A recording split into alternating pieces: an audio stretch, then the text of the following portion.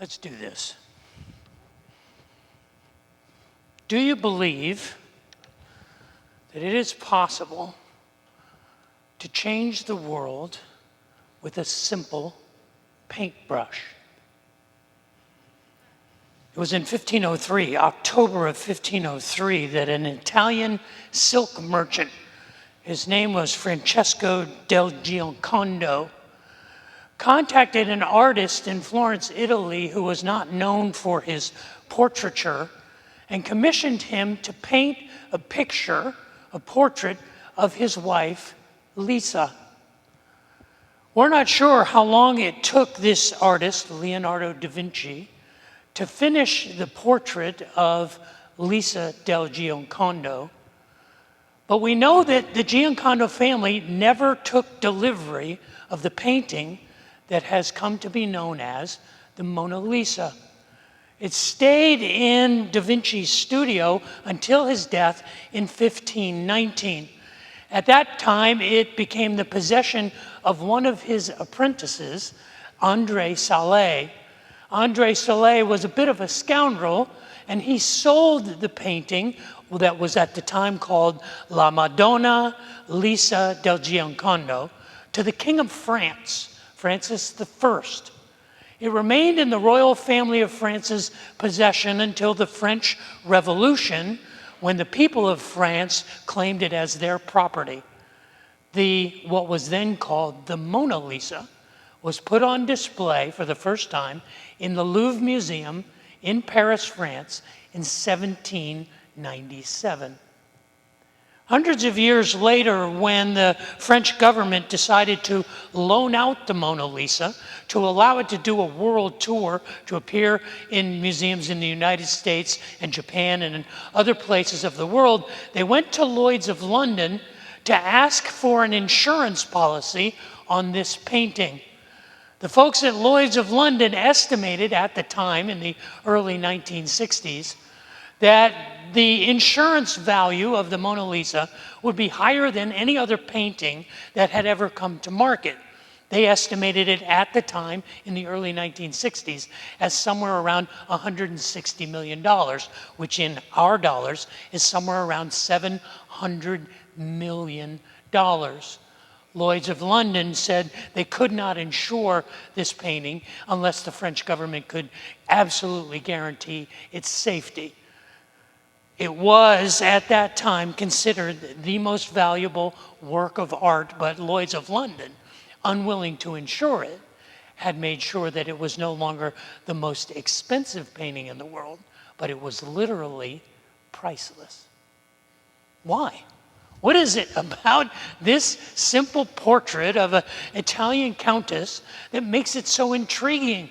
Is it the sfumato style, the sort of the muted tones and the mystic sort of look of the background and of her body? Is it the way that she's sitting? Some art critics believe that it has to do with her smile. The Mona Lisa smile. It's not quite a smile. It's kind of the shape of the lips that says, I know something you don't know, and I'm keeping it to myself.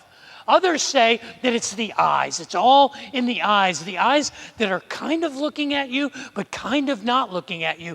Eyes that seem to be holding a secret.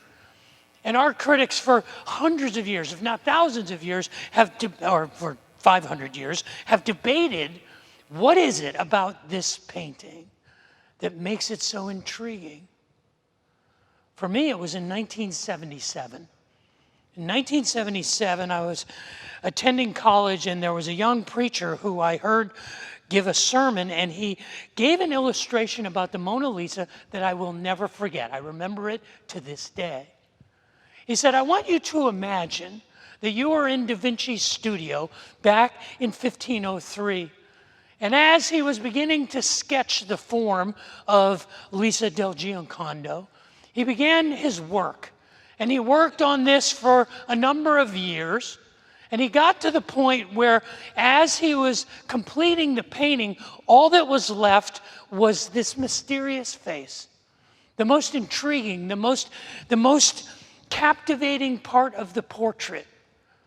And this young preacher said, imagine if you were in that studio and Da Vinci turned and he handed you the brush and he said, you finish it. He said, that is exactly what Jesus did.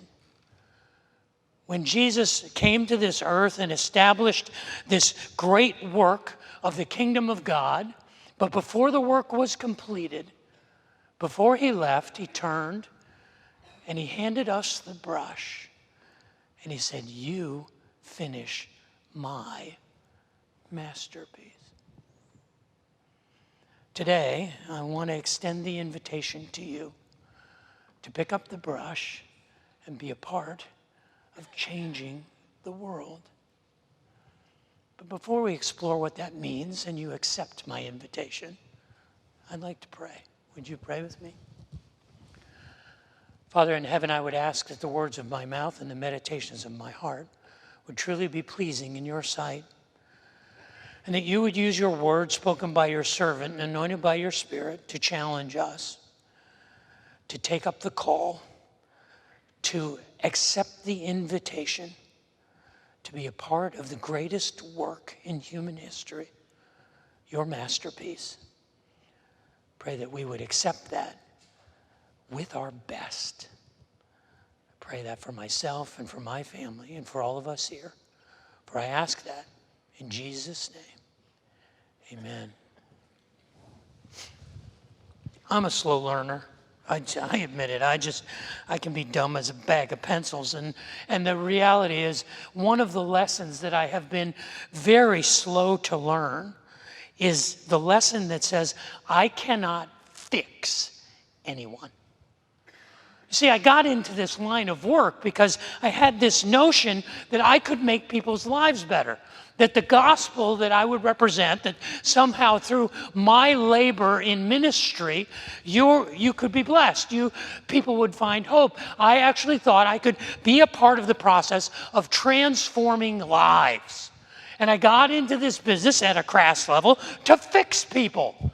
And it didn't take long before I realized, whoa, Dave, you overshot the mark on that one. You can't fix anyone. And I learned very early on, it was easy for me to accept the idea that I didn't have supernatural healing powers.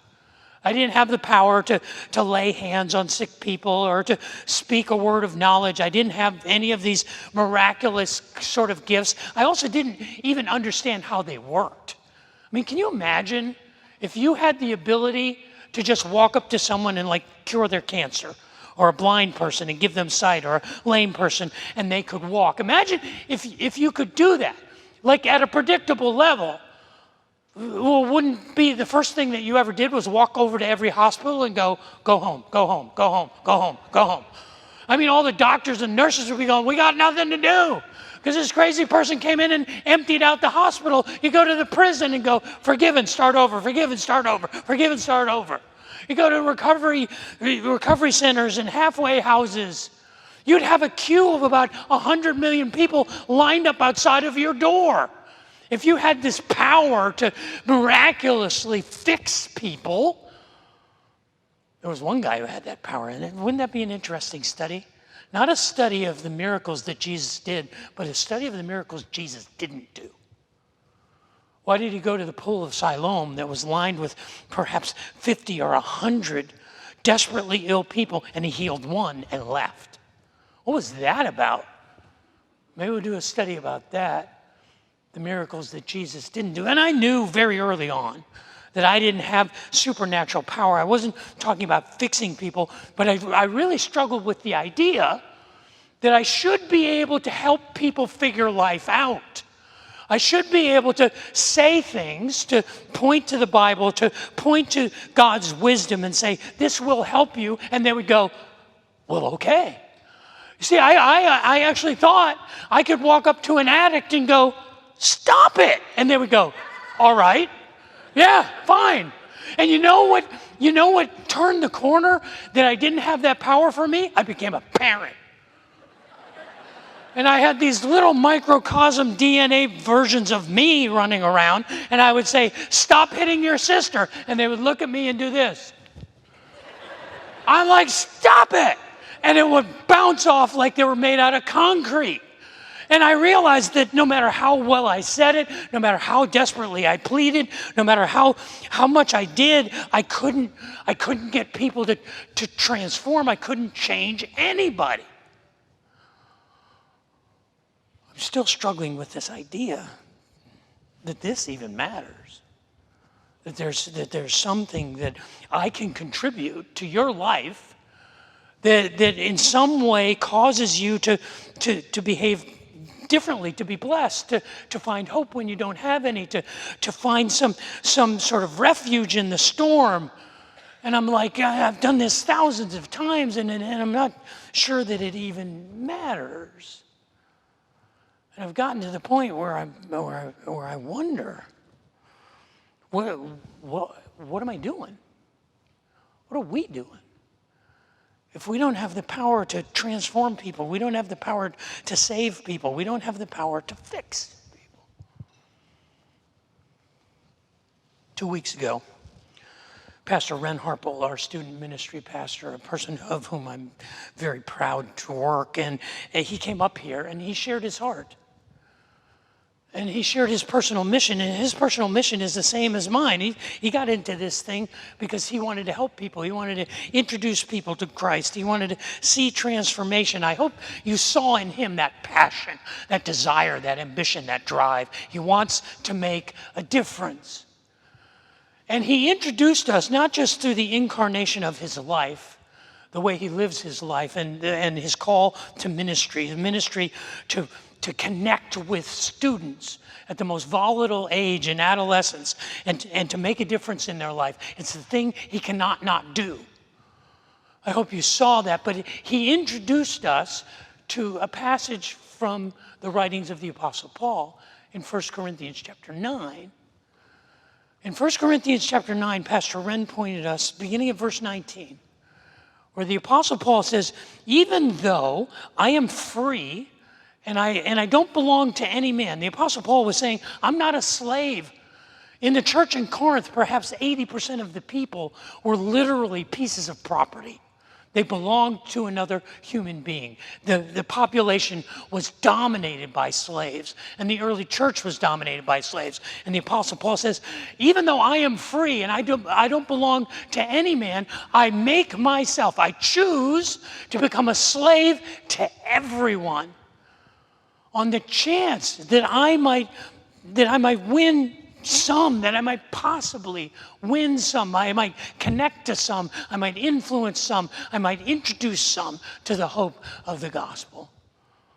He then says to my friends, the Jews who are Jews like I was a Jew, I know the Jews, I understand the Jews, I am a Jew, I can be a Jew, and I can behave like a Jew.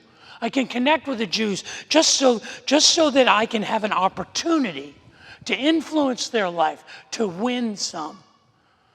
To those people who are under the law, who are trapped in their bigotry and their convictions, who have sticks up their backside because they can't stand to do anything different. They live their lives in fear and in legalism and just buried under rules. I can do that too. I was a rabbi. I understand this. Even though I am free from the law, I can be like a person who is under the law just so that I can connect with and understand and intersect my life and influence those who are under the law. To the people who have no law, he says. To those who are antinomian and agnostic and atheistic and polytheistic, who are radical and secular, who are pagans and heathens, I understand them too. To them, I am just like them. Even though I am not free from God's law, in fact, I am under the law of Christ, I make myself like them just on the chance so that I can connect with some of them and understand them and influence them. To the weak, to the marginalized, to the disenfranchised, to the people who have nothing, I can be like that. I can be weak so that I can win and influence and connect with the weak. In fact, I become all things to all people so that by any means possible, I might be involved in the salvation of some. And I do all of this for the sake of the gospel that I might share in its blessings. Now, as you hear that passage, if you're paying attention, you notice that there's a problem. At a genetic, exegetical, molecular level, there's a big problem here. Especially in light of what I was saying about, I can't fix anyone. You can't fix anyone. We do not have the power to change another person. We can barely change ourselves. And yet you hear the Apostle Paul here in 1 Corinthians 9, and there's a problem. In case you missed it, let me share it with you again and see if you get it. In 1 Corinthians 9:19, he says, though I am free and I belong to no one, I have chosen to make myself a slave to everyone so that I might win as many as possible. To the Jews, I become like a Jew so that I might win the Jews. To those who are under the law, I become as one under the law, even though I myself am not under the law, so that I might win those under the law. To those who are not under the law, I become as one who's not under the law. Even though I am not free from God's law, I am in fact under Christ's law. I do this so as to win those not under the law. To the weak, I become weak to win the weak. I become all things to all people, so that by all possible means I might save some. And I do all of this for the sake of the gospel, that I might share in its blessings. Did you hear it? Did you hear the word that's repeated 5 times in 4 verses? It's translated win. It is the Greek word diakrino. Diakrino is an interesting word because it occurs almost more times in these 4 verses than it does anywhere else in the Bible. It is a frustrating word because it means to win, but it also means to gain an advantage over. The New American Standard Bible and the King James Bible translate here the word win as gain, that I might gain some. The NIV, the ESV, the RSV, they translate it as win. When I was giving you my embellished, amplified translation, I said connect with, understand, influence, or have a voice in others. Not so much winning as influencing or setting up for another person's advantage. It's a difficult word. It appears it's the word that Jesus uses in Matthew chapter 18. Where he says, if you see a brother in sin, or brother or sister in sin, you should go to them and you should pull them aside and you should point it out to them. And if they listen to you, he says, you have diakrinoed them. You have won them over. A very unpopular verse in 1 Peter. 1 Peter begins by saying, wives, submit to your husbands. Thanks for coming. We're going now. Wives, submit to your husbands, especially if they are not men of faith. But according to how you live your life, you can possibly diakrino, win them over without words because of the purity and reverence of your behavior. In Matthew chapter 16, Jesus is the one who basically says, what does it say? What good will it be for someone to gain, diakrino, the whole world if they lose their own soul? Philippians chapter 1, the Apostle Paul says, for me to live is Christ and to die is diakrino. In Philippians chapter 3, the Apostle Paul says, whatever were gains, whatever were diakrino to me, I consider them as loss for the sake of Christ. I consider them to be garbage, that I might diakrino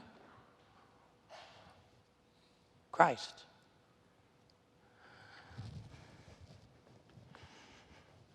You see, I think what's happening here in 1 Corinthians chapter 9 is the Apostle Paul is telling us his struggle. He's confessing to us. You know what he's saying? He's saying, I am ambitious. I have desires. I want to win.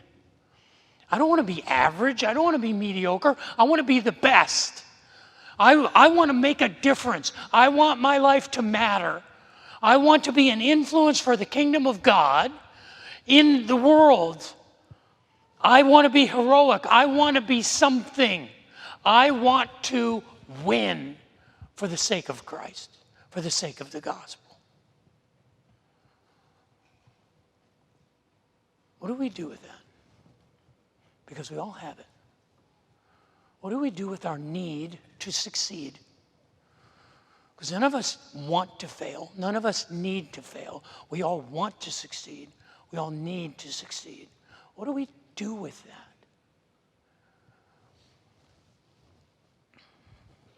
Football season's starting. Anybody glad football season is starting? A couple people? It's coming up, and whether you're a fan of college football or professional football, you understand that there are certain awards that are given to recognize the best of the best. And the most prestigious award in the NFL is not the award you might think. It was an award that was started in 1970. In 1970, the NFL came together and they said, we want to award a Man of the Year award. And it is an award that goes to a player who demonstrates the highest kind of character, both on the field and off the field. And they awarded that every year to one person. And each team got to nominate one player for the Man of the Year award. It was in 2017 that the NFL passed a regulation that allows the nominees from each team, one nominee from each team, to wear on the back of their helmet a decal of a player standing in a cape on the sideline of a football field. If the player wins the award, every year that they are active in the NFL, they wear a patch on their jersey of that same decal. And they wear that patch as long as they are active in the NFL. Each team nominates one player. There is an executive team of NFL executives and coaches and players and former winners of the award, and they had decided to award this to a player. In the year 1999, the NFL changed the name of the award from the Man of the Year award to the Walter Payton Award. Walter Payton was a young running back who played at a historically black college, Jackson State University, and he led the nation in rushing. He was drafted 4th in the first round in 1975 by the Chicago Bears. Walter Payton would play 13 seasons of professional football for the Chicago Bears. For the first 8 years of Walter Payton's professional life, the Bears were terrible. They couldn't put together back-to-back winning seasons, and yet Walter Payton was clearly the finest running back in the NFL. In fact, in 1977, he led the league in rushing yards and total yards. He was voted the league MVP and the Offensive Player of the Year, and in 1977, Walter Payton won the Man of the Year award. He played for 8 years on mediocre, if not terrible, Chicago Bears teams, and he was easily, if not the best player just on the Bears, he was perhaps at times the best player in the NFL. And that was until 1983, when the Chicago Bears fired their coach, Neil Armstrong, and hired a former player to be their coach, and his name was Mike Ditka. Ditka flipped the script on the Bears, and by 1985, the 1985 Chicago Bears were probably the most ferocious football team I have ever witnessed. In 1985, they went 15-1. To this day, I still don't know how they lost to Dan Marino's Miami Dolphins. They beat my Dallas Cowboys 44-0. They had 2 defensive touchdowns in the first half. At halftime, my Cowboys had negative total yards. I've never seen that before. The Bears were the monsters of the Midway. They not only won their division, they blew their way through the playoffs and wound up in Super Bowl 20 against the New England Patriots. And they destroyed them 46-10, and it wasn't even that close. What no one knew until after his death in 1999 was that Walter Payton had left the field right after the game. He didn't stay and celebrate with his teammates. He went to the locker room, tore off his jersey, threw his shoulder pads on the floor, and hid himself in an equipment closet. It wasn't until the team had left the field and gone into the locker room and the media was allowed in to do interviews and people were looking for Walter Payton. Where is Walter? We want to interview Walter. The two of the media people for the Bears started looking around. They couldn't find Walter Payton anywhere. They searched throughout the building, finally finding him sequestered in an equipment locker. They begged him to come out, and he refused. He said, I don't want to talk to the media. I don't want to talk to anyone. I don't want to celebrate. So they went and got his best friend. His best friend was named Bud Holmes. He was his manager. He was a wise man, and he came in, and he sat down in the equipment room with Walter. And he said, what's going on? He said, remember in the third quarter, we were up 37-3. And we had the ball at the New England 1-yard line. That was my play. But Coach Ditka put in an offensive lineman at running back named William Perry. They called him the refrigerator.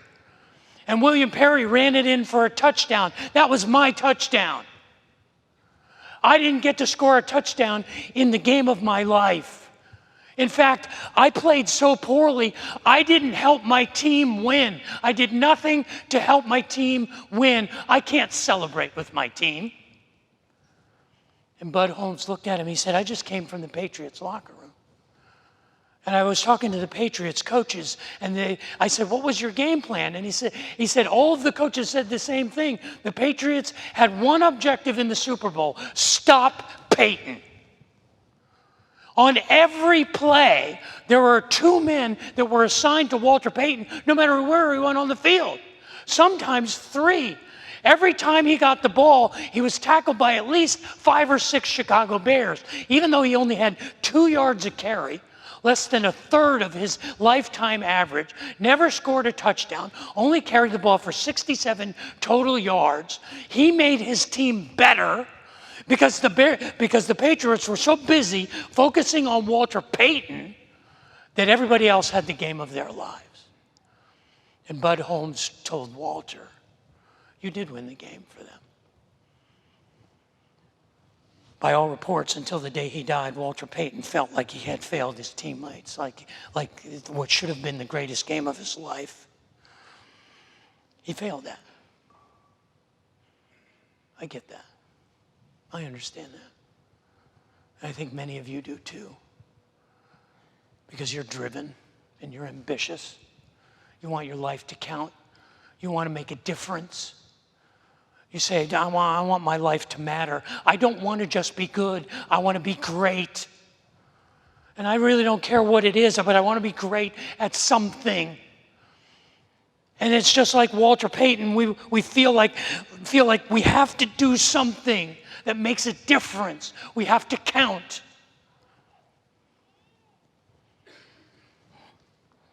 And that's a good thing. I got to tell you, when I go to the hospital and I need surgery, I don't go to the admissions and I go, who's the most mediocre doctor you've got? Who's the one who just kind of mails it in? Who's the sloppiest surgeon on your staff? That's the one I want operating on me. No, what do you say? Who's the best? Give me the best. When your children are in school and they have a teacher and you don't go in and go, are you average? You're just kind of getting by. You're just kind of doing your job. You really don't care. You're not interested in being the best. Nobody asks that. None of us starts off in life saying, you know what I want to do? I want to be mediocre. I want to be full-on average. I don't. It may not seem like it. This is the best I got. I'm not aiming for average. And you're going, Dave, you're hitting it square on, buddy. But I'm not. Why do I want to be the best? I don't want to be just good. I want to be great. I want to be the best you've ever heard. And you should want me to be. And it's okay for you to want to be. But how do we come to terms with that? How do we balance it out? If I know I can't fix anyone, I can't change anything, how do I do it? In the thing that I cannot not do, that I do not want to be average at, that I want to be the best. It's not about being the best, it's about doing your best. You see, the invitation is to participate in something greater than ourselves. And all we have to do is be available and be faithful. That's our best. You see, when Ren was standing up here and he was sharing his passion and he was sharing his call, he was reflecting the spirit of the Apostle Paul. What did the Apostle Paul say? Down in verse 23 of 1 Corinthians chapter 9, he said, I do all these things for the sake of the gospel. Why? That I might, what's the word? Share. That I might share in the blessings. It's not because I am best, but it's because I'm part of the masterpiece. Because I'm working on the master's work. And so my best is good enough because I'm part of the best. And that's what Ren's passion is. That's what Ren was sharing with us. That's what I've come to terms with. What I've had to wrestle with when I realized that I can't fix anyone. I don't have to. All I have to do is be available and be faithful. And God is the one who does the transforming. God is the one who does the repairing. And you want to know the truth of it? God will do it with or without me. The invitation is, here's the brush. Will you come and be a part of the masterpiece? A couple years ago, Diane and I had a chance to go to Paris. And it was the first time, and I was thinking, we may never get back. I may never get my hot wife back to Paris, so we got to do all the things. And so one of the things we had to do, we had to go to the Louvre. And when you're at the Louvre, you have to see the Mona Lisa. You have to go see it. But if you've ever been to the Louvre, the Mona Lisa is like in a room behind a railing. And there's hundreds of people. When we were in there, there had to be 200 or 300 people, all with their cell phones up. That's as close as I got to the Mona Lisa. It was 20 people deep. And I would have been in a fist fight to get any closer. I'm like, I'm not getting a black eye to go see this woman. I can see a picture just fine. Why? Why is it so compelling? Is it her face? Is it her eyes? Is it her mouth? For me, it's compelling because it's a masterpiece. Because it's a 520-year-old painting of a woman, and it captures something about her because it was in the hands of a master. And that's our invitation. What the Mona Lisa says to me is, the master is at work among us, but he left us to finish his masterpiece. So the question is, the invitation is, will you pick up the brush and do your best and be faithful and available and be part of the greatest masterpiece in human history? Let's do this.